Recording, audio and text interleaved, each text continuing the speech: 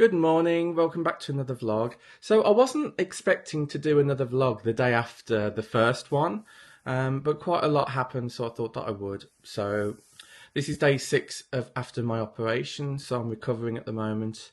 And I've just had to call the nurse to see how, got a few queries just to double check.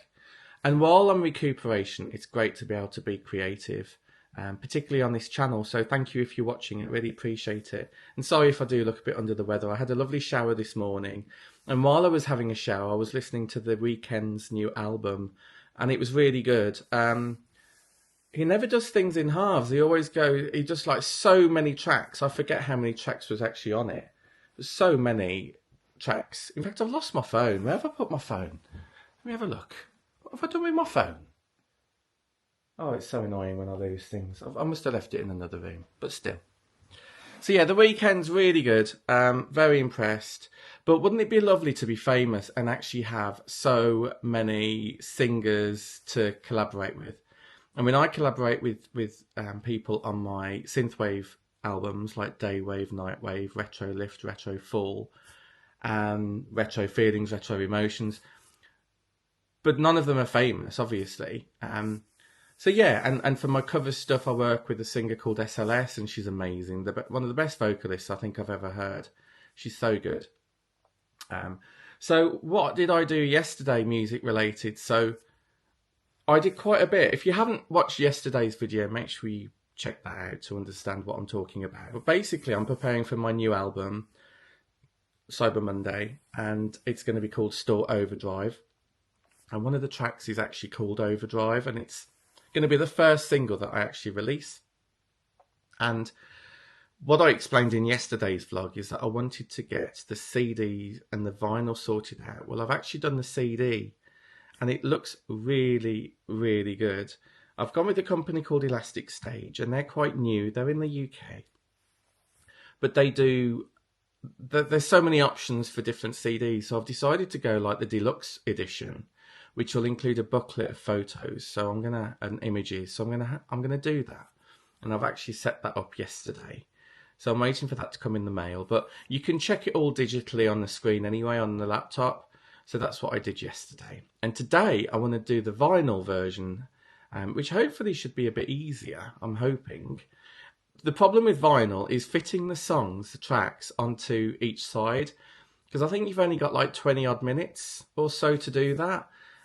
So that can be a bit of a challenge, which means that sometimes you have to reorder the tracks to be able to fit them on. Sometimes you may have to edit them as a vinyl edit to be able to reduce the length so that they can all fit on vinyl. And then it's checking the master, isn't it, to make sure that that sounds good before you actually release it. So I'm hopefully going to sort that out today. I'll see how I get on. But I'm certainly not pushing myself right now. I have got a candle on. It may just turn you around. It's the same one that was on yesterday. As you can see, if I zoom in. Egyptian cotton, because I love my candles. I actually had a really bizarre idea yesterday. I thought, wouldn't it be cool if I offered like wax melts and stuff along with the albums? But then I thought, well, I don't know. Because what I could do is I used to have a candle company, and I stopped making them. And I thought, if you got a new album out or something, you could associate that with fragrance, because that actually enhances the senses of listening to the music. Because it's not just about your vision and hearing, is it? It's about your sense of smell. And I thought, what if you could smell the fragrance of the track coming through a wax melt? So I'll ponder on that idea, because it's a bit of work to achieve, but it's not impossible. But it is a wacky idea, I'll be honest. I certainly don't know any other artists that are doing that at the moment. But that could be an interesting concept, I thought. But again, it's all time. This is stuff if I didn't work. So at the moment, I'm off work. I work full-time in IT. I have done all my life pretty much since I finished uni. And so I'm recuperating at the moment. So I'm kind of stuck in the house, really, recovering. And I'm hoping to go for a little walk later today to see how I get on. Anyway, I wanted to discuss AI. Now, I am for AI music because I think the output is incredible what you can do. As long as the producer actually edits it afterwards, I think that's really important. But what I think is really lacking is a company that produces AI software for musicians that actually rewards musicians that we use to train their data, their algorithm. And I don't know if that's actually possible, because the way I think about it, they'd be paid less than what Spotify pays. But I do think it's really important. You may generate a track and actually have like 1,000 artists, and then that company would have to pay all of those thousands artists. They'd be bankrupt. So I don't know how feasible that is. Now, I was watching, well, first of all, I was checking my phone, and Ben Jordan, who's a YouTuber, famous musician YouTuber, he's kind of interested in the AI space, that he works for a company that actually rewards original artists, but on a one-by-one basis. If you want to use their vocals or whatever, their voice, sorry, if you want to use their voice. I think it's called Vocal Swap. I've used it before. But he apparently has released a piece of software that will detect if a song has been AI generated.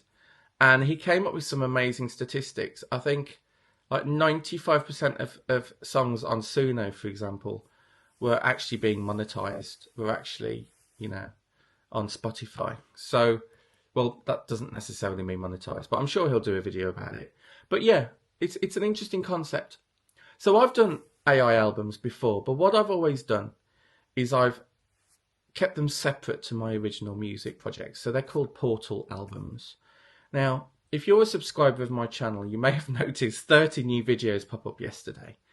The reason for that, I've been desperate to get my Portal music, these songs from these albums, onto YouTube. Because what you have to do, you have to manually do it. You have to go into a video editor, you have to drag an image in, you have to drag the song in, you have to make sure it's right, you have to export it, then you have to upload it to YouTube, you have to put tags on it, it just goes on and on and on per video. Anyway, what I managed to do yesterday was I used ChatGPT to create the video. So I uploaded the song and I told it to generate the image and create the video file for me to then manually import that to YouTube. So that's what I did yesterday, and I managed to get about 30 videos out on my channel, which is incredible because it just allows people to be able to listen to them if they're interested. So make sure you check some of them out. They are, honestly, some of them are pretty good. What's interesting, my first album was called Portal, and then the second was called Portal Echoes, and the third was called Portal New Romantics. And the difference in the quality of the songs are quite astonishing. And that was only between about a year of me actually creating those 3 albums. So it's a bit of a journey for me because I love technology and I love music. So I felt it was really worthwhile me putting them up on my YouTube channel to actually tell. So this is Ben Jordan that I was referring to earlier. So I've literally just gone onto YouTube and I've searched for Cyber Monday Music, and then my channel will pop up here. In fact, I might put that video on at the end of this video just for you to have a quick listen to my first official music video that I ever did. So if I go into just one of my tracks, this is one of my jukebox songs from the playlist. It's called a Cyber Monday Jukebox playlist, of which there's literally over 220 tracks on there at the moment. So these are all of the songs that I uploaded yesterday. Apologies if you are a subscriber and have been absolutely inundated. So these images are what ChatGPT actually created. So this is my vlog from yesterday. So if I put the first track of the first Portal album up,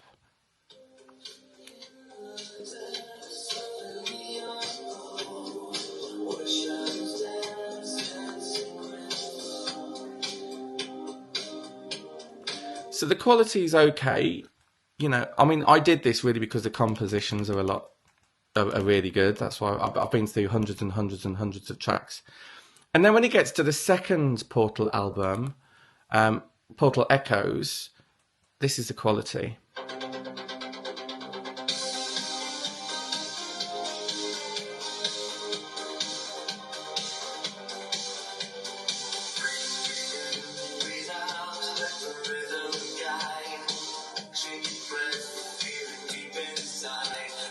Okay, so you get the idea of that. And then finally, if I go to the latest album, In the Neon, now you listen to the quality now.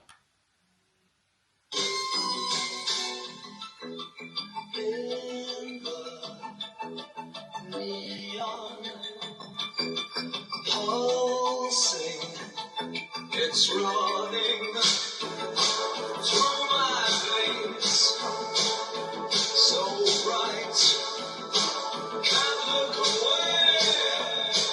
It's in the beat. Now, I have a trained ear, so I can tell that's AI music generated. But I think a lot of people wouldn't actually know. I really don't think a lot of people generally would know that unless they were aware of the technology. So yeah. So what I did for ChatGPT, I actually used the cover art for the last album because I love the cover art of that. I find it so iconic. And that's all about new romantic style music. And there's some really cool tracks actually that I've done. I lost my way. Stars Align, Euphoria Grows. This one's quite fun.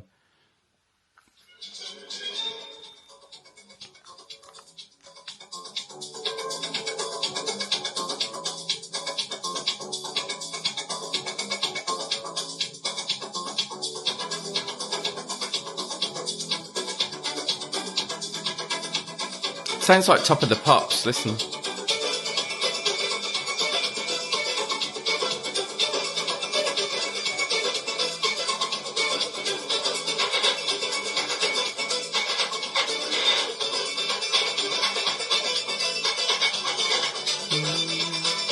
I got my candle there.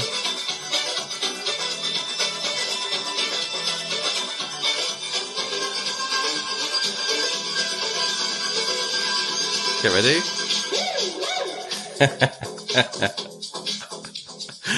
Now, interestingly, the AI did that for me randomly, and I was like, "Why on earth did it do that?" But I left it in because I thought it was so good. Amazing, amazing. Oh, I love having fun with my music. I really do. So entertaining. So yeah, check me out. Cyber Monday Music. Loads of stuff on Apple Music, Spotify if you haven't. So many albums to check out. So many albums. So yeah, I've really enjoyed being able to put that music up yesterday. It really cheered me up. And I was doing it till, well, not the early hours of the morning, but it was quite late at night. And you know, I did it on my phone. So I go into the ChatGPT app and I basically put in the text prompt and it just analyzes what I want it to do. It says upload the songs. That's what I did. It just saved me so much effort and time.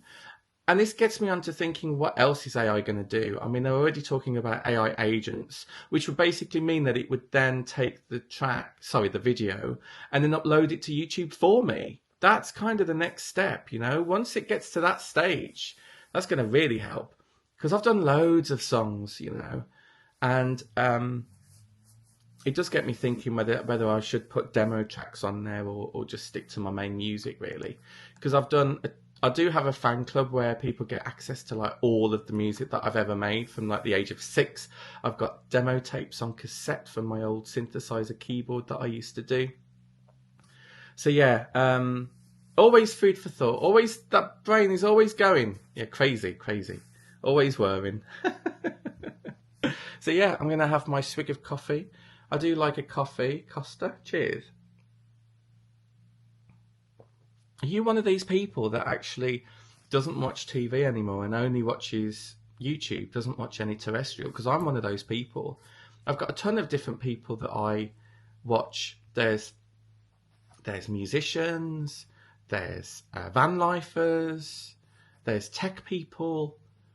So, oh yeah, and yesterday I finished watching the first season of The Girl from Tomorrow, that 1990 it came out, so that's been good. And I'm watching the first episode of season 2. Yeah, and something else I wanted to talk about was streaming.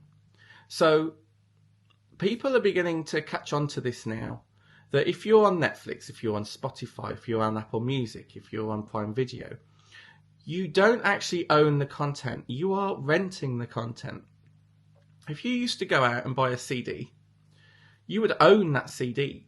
You could sell that CD on.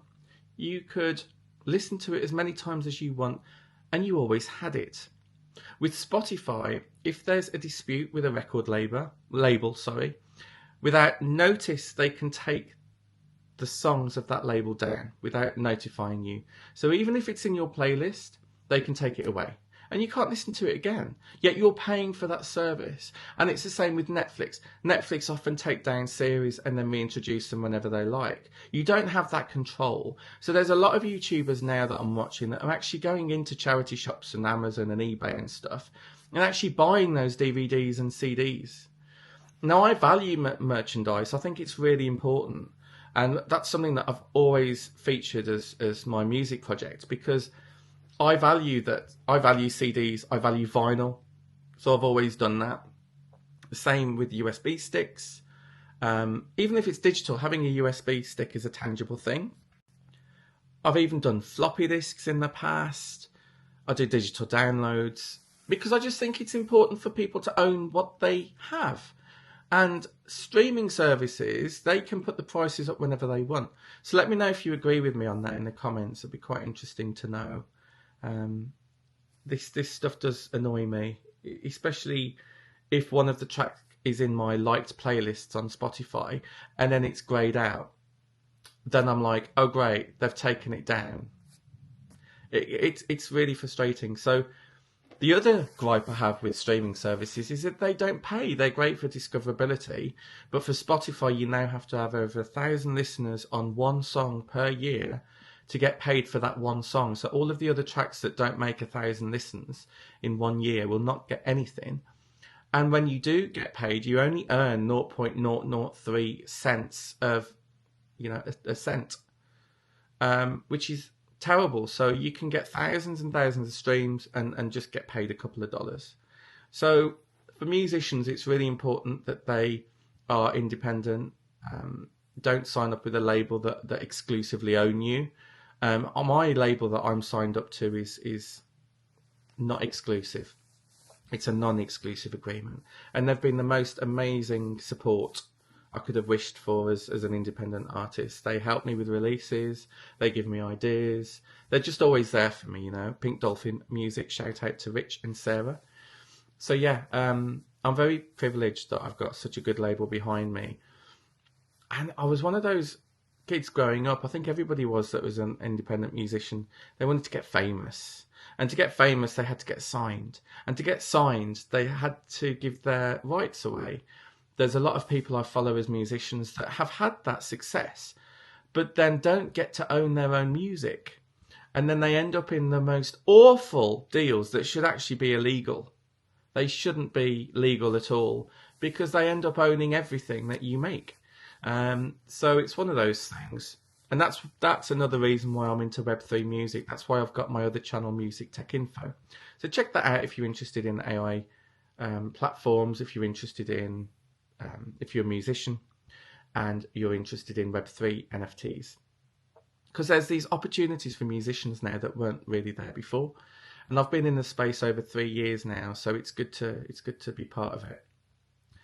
Yeah, brilliant. So I think that's probably it for this, guys. So to say goodbye, I'm going to put my first official music video that I ever did as Cyber Monday, and it's called Physical Attraction.